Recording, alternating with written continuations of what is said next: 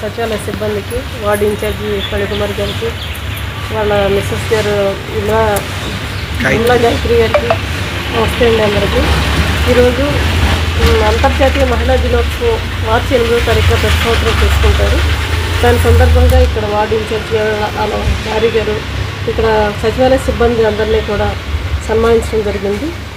Ward incharge గారు ఫణి గారు, వాళ్ళ సతీమణి గారు విమలా గాయత్రి గారు ఆధ్వర్యంలో మమ్మల్ని అందరినీ బాగా గుర్తించి మా సేవల్ని దానికి ప్రతిఫలంగా అవనివ్వండి, మమ్మల్ని ప్రోత్సహించడానికి అవనివ్వండి, మాకు ఈ విధంగా ఈరోజు సన్మానం చేయడం చాలా ఆనందదాయకంగా ఉంది. కాక మరి పురుషాధిక్య ప్రపంచంలోనే ఉంటున్నాం. ఎంతో కొంత పురుషుల ఆధిపత్యం మన మీద వహిస్తూనే ఉంటున్నారు. దీని నుంచి కూడా మనం ఇక బయటపడి మనకంటూ ఒక ప్రత్యేక గుర్తింపు తెచ్చుకోవాలని నేను కోరుకుంటున్నాను. మన 45వ వార్డు ఎడేపల్లిలోని సచివాలయం మరియు మన లైబ్రరీలో పనిచేస్తున్న వాళ్ళందరికీ కూడా మహిళలందరినీ గుర్తించి ఈరోజు ఈ వార్డు ఇన్ఛార్జ్ గారైన ఫణికుమార్ గారు, ఆవిడ శ్రీమతి గారు అందరినీ కూడా సన్మానించడం మా అందరికీ కూడా చాలా గర్వకారణంగా ఉంది. నేను సందర్భంగా 45వ సచివాలయం మహిళలందరినీ సన్మానించడం జరిగింది. ఇది సంతోషకరమైన వార్తగా వాళ్ళు ఇంకా ముందుకు వెళ్ళి బాగా మాకు మంచిగా ప్రోత్సహిస్తారని చెప్పి ఆశిస్తున్నాను. ఇవాళ ఈ అంతర్జాతీయ మహిళా దినోత్సవం సందర్భంగా మిమ్మల్ని పూర్తిగా మేము అందరినీ అభినందిస్తాం.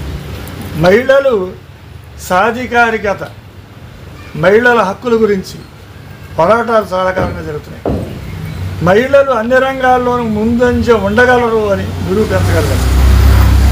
ఏ సమస్యలు ఉన్నాయని ప్రజల సమస్యలు తెలుసుకుంటూ వాళ్ళు చేస్తున్న సేవా కార్యక్రమానికి చిన్న గుర్తింపుగా ఈరోజు మరి ఈ సన్మానం మా 45వ డివిజన్ సచివాలయ మహిళా సిబ్బంది అందరికీ కూడా చేయడం జరిగింది.